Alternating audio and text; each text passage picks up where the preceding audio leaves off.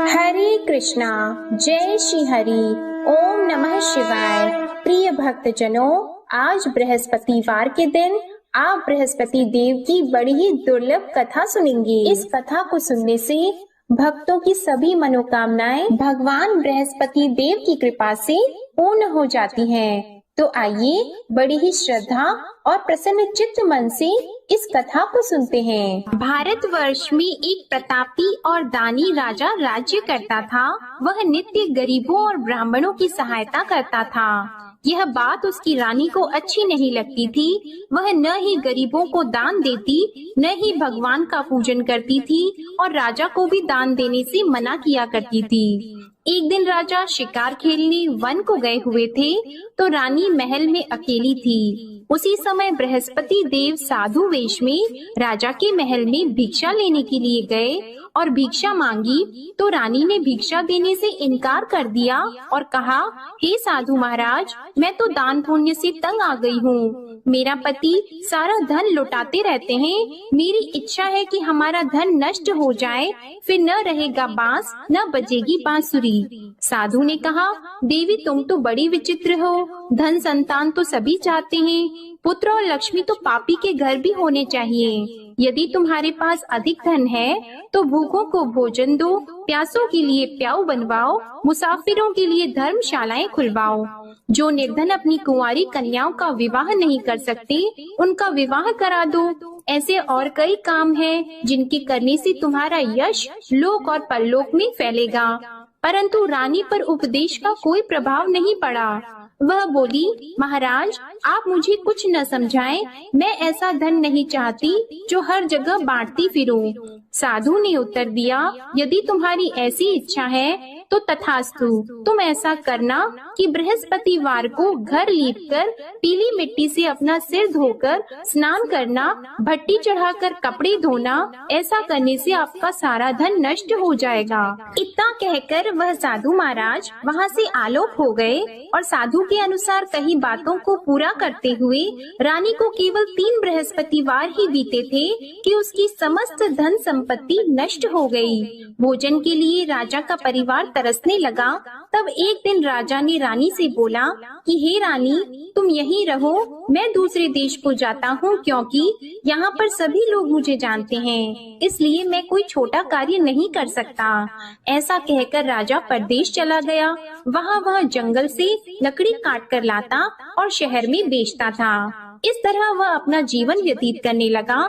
इधर राजा के परदेश जाते ही रानी और दासी दुखी रहने लगी। एक बार जब रानी और दासी को 7 दिन तक बिना भोजन के रहना पड़ा, तो रानी ने अपनी दासी से कहा, हे दासी, पास ही के नगर में मेरी बहन रहती है, वह बड़ी धनवान है, तू उसके पास जा और कुछ लेकर आ, ताकि थोड़ा बहुत गुजार बसर हो सके। रानी दासी की बहन के पास गई। उस दिन गुरुवार था और रानी की बहन उस समय बृहस्पतिवार व्रत की कथा सुन रही थी। दासी ने रानी की बहन को अपनी रानी का संदेश दिया, लेकिन रानी की बड़ी बहन ने कोई उत्तर नहीं दिया। जब दासी को रानी की बहन से कोई उत्तर नहीं मिला, तो वह बहुत दुखी हुई और उसे क्रोध भी आया।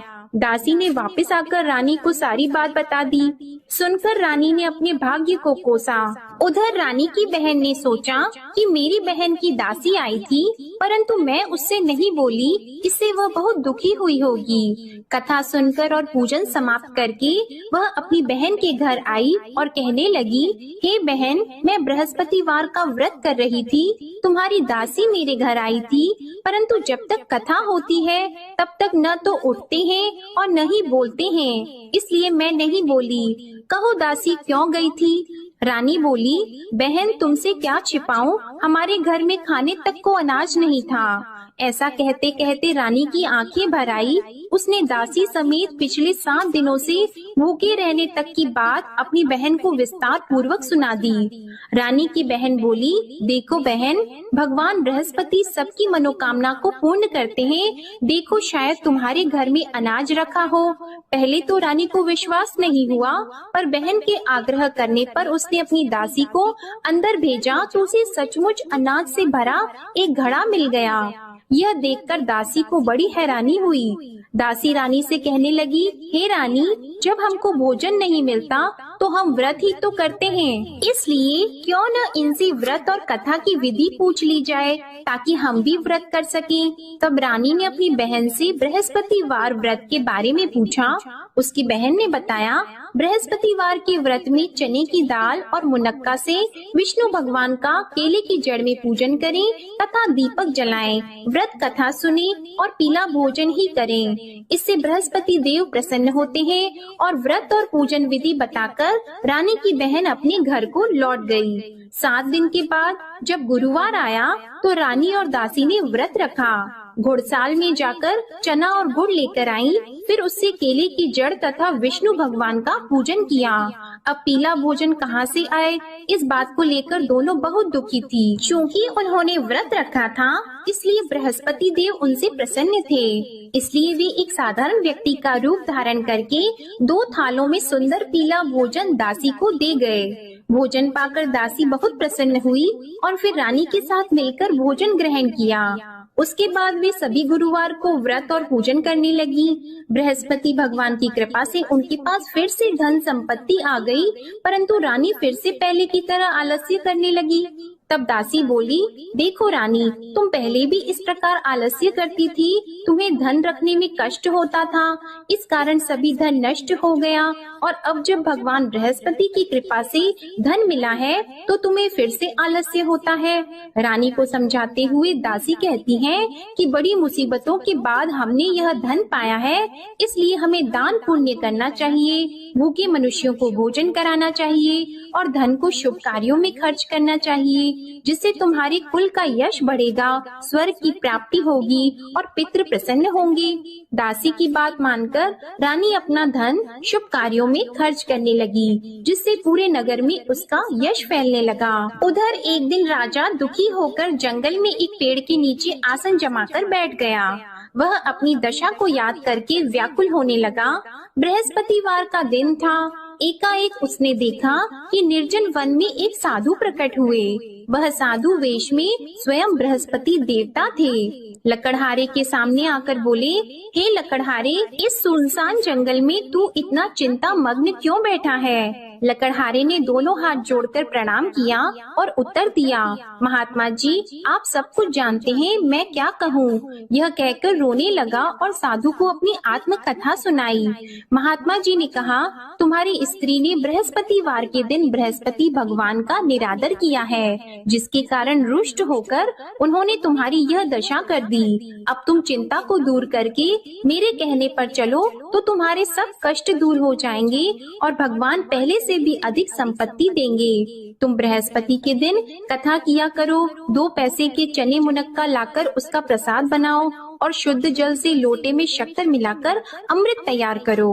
कथा के पश्चात अपने सारे परिवार और सुनने वाले प्रेमियों में अमृत व प्रसाद को बांटकर खुद भी ग्रहण करो। ऐसा करने से भगवान तुम्हारी सब मनोकामनाएं पूरी करेंगे। साधु के ऐसे वचन सुनकर लकड़हारा बोला, हे प्रभु, मुझे लकड़ी बेचकर इतना पैसा नहीं मिलता जिससे भोजन के उपरांत कुछ बचा सकूं। मैंने रात्रि में अपनी स्त्री को व्याकुल देखा है, मेरे पास कुछ भी नहीं जिससे मैं उसकी खबर मंगा सकूं। और फिर मैं बृहस्पति देव की क्या कहानी सुनूं? मुझको तो कुछ भी मालूम नहीं है। साधु ने कहा, हे लकड़हारी, तुम किसी बात की चिंता मत करो। बृहस्पतिवार के दिन तुम रोजाना की तरह लकड़ियाँ लेकर शहर को जाओ। तुमको रोज से दुगुना धन प्राप्त होगा, जिससे तुम भली भांति भोजन कर लोगे और बृहस्पति देव की पूजा का सामान भी आ जाएगा। बृहस्पति देव की कथा इस प्रकार है, सुनो। प्राचीन काल में एक ब्राह्मण रहता था। वह बहुत निर्धन था। उसकी कोई संतान नहीं थी। उसकी स्त्री बहुत मलिनता के साथ रहती थी। वह स्नान नहीं करती, किसी देवता का पूजन नहीं करती। इससे ब्राह्मण देवता बड़े दुखी थे। बेचारे बहुत कुछ कहते थे, किंतु उसका कुछ परिणाम नहीं निकला। भगवान की कृपा से ब्राह्मण की स्त्री के कन्या रूपी रत्न पैदा हुआ। कन्या बड़ी होने पर प्रातः स्नान करके विष्णु भगवान का जाप और बृहस्पतिवार का व्रत करने लगी। अपने पूजन पाठ को समाप्त करके विद्यालय जाती तो अपनी मुट्ठी में जौ भर के ले जाती और पाठशाला के मार्ग में डालती जाती। तब ये जौ स्वर्ण के हो जाते तो लौटते समय उनको बीन कर घर ले आती। एक दिन वह बालिका सूप में उस सोने की जौ को फटक कर साफ कर रही थी कि उसके पिता ने देख लिया और कहा, हे बेटी, सोने की जौ के लिए सोने का सूप होना चाहिए। दूसरे दिन बृहस्पतिवार था। इस कन्या ने व्रत रखा और बृहस्पति देव से प्रार्थना करके कहा, मैंने आपकी पूजा सच्चे मन से की है तो मेरे लिए सोने का सूप दे दो। बृहस्पति देव ने उसकी प्रार्थना स्वीकार कर ली। रोजाना की तरह वह कन्या जौ फैलाती हुई जाने लगी। जब लौटकर जौ बीन रही थी तो बृहस्पति देव की कृपा से सोने का सूप मिला। उसे वह घर ले आई और उसमें जौ साफ करने लगी, परंतु उसकी माँ का वही ढंग रहा। एक दिन की बात है कि वह कन्या सोने के सूप में जौ साफ कर रही थी। उस समय उस शहर का राजपुत्र वहाँ से होकर निकला। इस कन्या के रूप और कार्य को देखकर मोहित हो गया और अपने घर आकर भोजन और जल त्याग कर उदास होकर लेट गया। राजा को इस बात का पता लगा तो अपने प्रधानमंत्री के साथ उसके पास गए और बोले, हे बेटा, तुम्हें किस बात का कष्ट है? किसी ने तुम्हारा अपमान किया है अथवा और कोई कारण हो सो कहो, मैं वही कार्य करूँगा जिससे तुम्हें प्रसन्नता हो। अपने पिता की राजकुमार ने बातें सुनी तो वह बोला, मुझे आपकी कृपा से किसी बात का दुख नहीं है। किसी ने मेरा अपमान नहीं किया है, परंतु मैं उस लड़की से विवाह करना चाहता हूँ जो सोने के सूप में जौ साफ कर रही थी। यह सुनकर राजा आश्चर्य में पड़ गया और बोला, हे बेटा, इस तरह की कन्या का पता तुम ही लगाओ, मैं उसके साथ तेरा विवाह अवश्य ही करवा दूंगा। राजकुमार ने उस लड़की के घर का पता बताया। तब मंत्री उस लड़की के घर गए और ब्राह्मण देवता को सभी हाल बताया। ब्राह्मण देवता राजकुमार के साथ अपनी कन्या का विवाह करने के लिए तैयार हो गए तथा विधि विधान के अनुसार ब्राह्मण की कन्या का विवाह राजकुमार के साथ हो गया। कन्या के घर से जाते ही पहले की भांति उस ब्राह्मण देवता के घर में गरीबी का निवास हो गया। अब भोजन के लिए भी अन्न बड़ी मुश्किल से मिलता था। एक दिन दुखी होकर ब्राह्मण देवता अपनी पुत्री के पास गए। बेटी ने पिता की दुखी अवस्था को देखा और अपनी माँ का हाल पूछा। तब ब्राह्मण ने भी सभी हाल कहा। कन्या ने बहुत सा धन देकर अपने पिता को विदा कर दिया। इस तरह ब्राह्मण का कुछ समय सुख पूर्वक व्यतीत हुआ। कुछ दिन के बाद फिर वही हाल हो गया।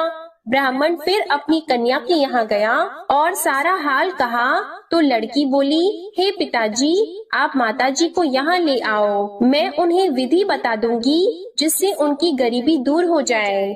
वह ब्राह्मण देवता अपनी स्त्री को साथ लेकर पहुँचे तो अपनी माँ को समझाने लगी कि हे माँ, तुम प्रातः काल प्रथम स्नान आदि करके विष्णु भगवान का पूजन करो तो सब दरिद्रता दूर हो जाएगी। परंतु उसकी माँ ने एक भी बात नहीं मानी और प्रातः काल उठकर अपनी पुत्री के बच्चों की झूठन को खा लिया। इससे उसकी पुत्री को भी बहुत गुस्सा आया। उसने एक रात को एक कोठरी से सारा सामान निकाल दिया और अपनी माँ को उसमें बंद कर दिया। प्रातः उसमें से उसे निकाला तो स्नान आदि करा के पूजा पाठ करवाया तो उसकी माँ की बुद्धि ठीक हो गई। इसके बाद वह नियम से पूजा पाठ करती और प्रत्येक बृहस्पतिवार को व्रत रखने लगी। इस व्रत के प्रभाव से उसकी माता और पिता बहुत ही धनवान और पुत्रवान हो गए और बृहस्पति देवता के प्रभाव से इस लोक के सुख को भोगकर अंत में स्वर्ग को प्राप्त हुए। इस तरह कहानी कहकर साधु देवता वहाँ से अंतर्ध्यान हो गए। धीरे धीरे समय व्यतीत होने पर फिर वही बृहस्पतिवार का दिन आया। लकड़हारा जंगल से लकड़ी काटकर किसी शहर में बेचने गया। उसे उस दिन और दिन से अधिक पैसा मिला। राजा ने चना गुड़ आदि लाकर गुरुवार का व्रत किया। उस दिन से उसके सभी क्लेश दूर हो गए। परंतु जब दोबारा गुरुवार का दिन आया तो बृहस्पतिवार का व्रत करना भूल गया। इस कारण बृहस्पति भगवान नाराज हो गए। उस दिन उस नगर के राजा ने विशाल यज्ञ का आयोजन किया था तथा शहर में ये घोषणा करा दी कि कोई भी मनुष्य अपने घर में भोजन न बनवाए, न आग जलाए। समस्त जनता मेरे यहाँ भोजन करने आए। इस आज्ञा को जो न मानेगा उसे फांसी की सजा दी जाएगी। इस तरह की घोषणा संपूर्ण नगर में करवा दी गई। राजा की आज्ञा के अनुसार शहर के सभी लोग भोजन करने गए, लेकिन लकड़हारा कुछ देर से पहुँचा, इसलिए राजा उसको अपने साथ घर लेके गए और ले जाकर भोजन करा रहे थे तो रानी की दृष्टि उस खूंटी पर पड़ी जिस पर उसका हार लटका हुआ था। वह वहाँ पर दिखाई नहीं दिया। रानी ने निश्चय किया कि मेरा हार इस मनुष्य ने चुरा लिया है। उसी समय सिपाहियों को बुलाकर उसको कारागार में डलवा दिया। जब लकड़हारा कारागार में पड़ गया और बहुत दुखी होकर विचार करने लगा कि न जाने कौन से पूर्व जन्म के कर्म से मुझे यह दुख प्राप्त हुआ है, और उसी साधु को याद करने लगा जो कि जंगल में मिला था। उसी समय तत्काल बृहस्पति देव साधु के रूप में प्रकट हुए और उसकी दशा को देखकर कहने लगे, अरे मूर्ख, तूने बृहस्पति देव की कथा नहीं करी, इस कारण तुझे दुख प्राप्त हुआ है। अब चिंता मत कर, बृहस्पतिवार के दिन कारागार के दरवाजे पर 4 पैसे पड़े मिलेंगे, उनसे तू बृहस्पति देव की पूजा करना, तेरे सभी कष्ट दूर हो जाएंगे। बृहस्पतिवार के दिन उसे 4 पैसे मिले। लकड़हारे ने कथा कही। उसी रात्रि को बृहस्पति देव ने उस नगर के राजा को स्वप्न में कहा, हे राजा, तुमने जिस आदमी को कारागार में बंद कर दिया है वह निर्दोष है, वह राजा है, उसे छोड़ देना। रानी का हार उसी खूंटी पर लटका है, अगर तू ऐसा नहीं करेगा तो मैं तेरे राज्य को नष्ट कर दूंगा। इस तरह रात्रि के स्वप्न को देखकर राजा प्रातः काल उठा और खूंटी पर हार देखकर लकड़हारे को बुलाकर क्षमा मांगी और लकड़हारे को योग्य सुंदर वस्त्र आभूषण देकर विदा कर दिया। बृहस्पति देव की आज्ञा के अनुसार लकड़हारा अपने नगर को चल दिया।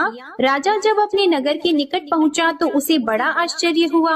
नगर में पहले से अधिक बाग, तालाब, कुएं तथा बहुत सी धर्मशाला, मंदिर आदि बन गई हैं। राजा ने पूछा, यह किसका बाग और धर्मशाला है? तब नगर के सब लोग कहने लगे, यह सब रानी और बंदी के हैं। तो राजा को आश्चर्य हुआ और गुस्सा भी आया। जब रानी ने यह खबर सुनी कि राजा आ रहे हैं तो उन्होंने दासी से कहा, हे दासी, देख राजा हमको कितनी बुरी हालत में छोड़ गए थे। हमारी ऐसी हालत देखकर वह लौट न जाएं, इसलिए तू दरवाजे पर खड़ी हो जा। आज्ञा के अनुसार दासी दरवाजे पर खड़ी हो गई। राजा आए तो उन्हें अपने साथ लेकर आई। तब राजा ने क्रोध करके अपनी रानी से पूछा कि यह धन तुम्हें कैसे प्राप्त हुआ है? तब उन्होंने कहा, हमें यह सब धन बृहस्पति देव के इस व्रत के प्रभाव से प्राप्त हुआ है। राजा ने निश्चय किया कि 7 रोज बाद तो सभी बृहस्पति देव का पूजन करते हैं, परंतु मैं प्रतिदिन दिन में 3 बार कहानी और रोज व्रत किया करूँगा। अब हर समय राजा के दुपट्टे में चने की दाल बंदी रहती और दिन में 3 बार कहानी कहते। एक रोज राजा ने विचार किया कि चलो अपनी बहन के यहाँ हो आवे। इस तरह निश्चय करके राजा घोड़े पर सवार होकर अपनी बहन के यहाँ को चलने लगा। मार्ग में उसने देखा कि कुछ आदमी एक मुर्दे को लिए जा रहे हैं। उन्हें रोककर राजा कहने लगा, अरे भाइयों, मेरी बृहस्पति देव की कथा सुन लो। वे बोले, लो हमारा तो आदमी मर गया है, इसको अपनी कथा की पड़ी है। परंतु कुछ आदमी बोले, अच्छा कहो, हम तुम्हारी कथा भी सुनेंगे। राजा ने दाल निकाली और जब कथा आधी हुई थी कि मुर्दा हिलने लग गया, और जब कथा समाप्त हो गई तो राम राम करके मनुष्य उठकर खड़ा हो गया। आगे मार्ग में उसे एक किसान खेत में हल चलाता मिला तो राजा ने उसे देखकर बोला, अरे भैया, तुम मेरी बृहस्पतिवार की कथा सुन लो। किसान बोला, जब तक मैं तेरी कथा सुनूंगा तब तक 4 हरैया जोत लूंगा। जा अपनी कथा किसी और को सुनाना। इस तरह राजा आगे चलने लगा। राजा के हटते ही बैल पछाड़ खाकर गिर गए और किसान के पेट में बड़ी जोर का दर्द होने लगा। उस समय उसकी माँ रोटी लेकर आई और उसने जब यह देखा तो अपने पुत्र से सब हाल पूछा और बेटे ने सभी हाल कह दिया। तो बुढ़िया दौड़ी दौड़ी उस घुड़सवार के पास गई और उससे बोली कि मैं तेरी कथा सुनूंगी, तू अपनी कथा मेरे खेत पर चलकर ही कहना। राजा ने बुढ़िया के खेत पर जाकर कथा कही, जिसके सुनते ही वह बैल उठकर खड़े हुए तथा किसान के पेट का दर्द भी बंद हो गया। राजा अपनी बहन के घर पहुंचा। बहन ने भाई की खूब मेहमानी की। दूसरे रोज प्रातः काल राजा जगा तो वह देखने लगा कि सब लोग भोजन कर रहे हैं। राजा ने अपनी बहन से कहा, ऐसा कोई मनुष्य है जिसने भोजन नहीं किया हो? मेरे बृहस्पतिवार की कथा सुन ले। बहन बोली, हे भैया, यह देश ऐसा है कि पहले यहाँ लोग भोजन करते हैं, बाद में अन्य काम करते हैं। अगर कोई पड़ोस में हो तो देख आऊं। वह ऐसा कहकर देखने चली गई, परंतु उसे कोई ऐसा व्यक्ति नहीं मिला जिसने भोजन न किया हो। अतः वह एक कुम्हार के घर गई जिसका लड़का बीमार था। उसे मालूम हुआ कि उनके यहाँ 3 रोज से किसी ने भोजन नहीं किया है। रानी ने अपने भाई की कथा सुनने के लिए कुम्हार से कहा। वह तैयार हो गया। राजा ने जाकर बृहस्पतिवार की कथा कही, जिसको सुनकर उसका लड़का ठीक हो गया। अब तो राजा की प्रशंसा होने लगी। एक रोज राजा ने अपनी बहन से कहा कि हे बहन, हम अपने घर को जाएंगे, तुम भी तैयार हो जाओ। राजा की बहन ने अपनी सास से कहा तो सास ने कहा, हाँ चली जा, परंतु अपने लड़कों को मत ले जाना, क्योंकि तेरे भाई की कोई औलाद नहीं है। बहन ने अपने भैया से कहा, हे भैया, मैं तो चलूंगी पर कोई बालक नहीं चलेगा। तो राजा बोला, जब कोई बालक नहीं चलेगा तब तुम ही क्या करोगी? बड़े दुखी मन से राजा अपने नगर को लौट आया। राजा ने अपनी रानी से कहा, हम निर्वंशी हैं, हमारा मुंह देखने का धर्म नहीं है और कुछ भोजन आदि नहीं किया है। रानी बोली, हे प्रभु, बृहस्पति देव ने हमें सब कुछ दिया है, वह हमें औलाद अवश्य देंगे। उसी रात को बृहस्पति देव ने राजा से स्वप्न में कहा, हे राजा उठो, सभी सोच त्याग दो, तेरी रानी गर्भ से है। राजा को यह बात सुनकर बड़ी खुशी हुई। 9वें महीने में उसके गर्भ से एक सुंदर पुत्र पैदा हुआ। तब राजा बोला, हे रानी, स्त्री बिना भोजन के रह सकती है, पर बिना कहे नहीं रह सकती। जब मेरी बहन आएगी तुम उससे कुछ मत कहना। रानी ने सुनकर हाँ कर दिया। जब राजा की बहन ने यह शुभ समाचार सुना तो वह बहुत खुश हुई और बधाई लेकर अपने भाई के यहाँ आई। तभी रानी ने कहा, घोड़ा चढ़कर तो नहीं आई है, गधा चढ़कर आई है। राजा की बहन बोली, भाभी, मैं इस प्रकार न कहती तो तुम्हें औलाद कैसे मिलती? बृहस्पति देव ऐसे ही हैं, जैसी जिसके मन में कामनाएं हैं सभी को पूर्ण करते हैं। जो सद्भावना पूर्वक बृहस्पतिवार का व्रत करता है एवं कथा पढ़ता है अथवा सुनता है, दूसरों को सुनाता है, बृहस्पति देव उनकी सभी मनोकामनाएं पूर्ण करते हैं। बृहस्पति देव उनकी सदैव रक्षा करते हैं। जो संसार में सद्भावना और सच्चे हृदय से बृहस्पति देव का पूजन करते हैं, उनकी सभी मनोकामनाएं उसी प्रकार पूर्ण होती हैं, जैसे राजा और रानी ने बृहस्पति देव की कथा का गुणगान किया।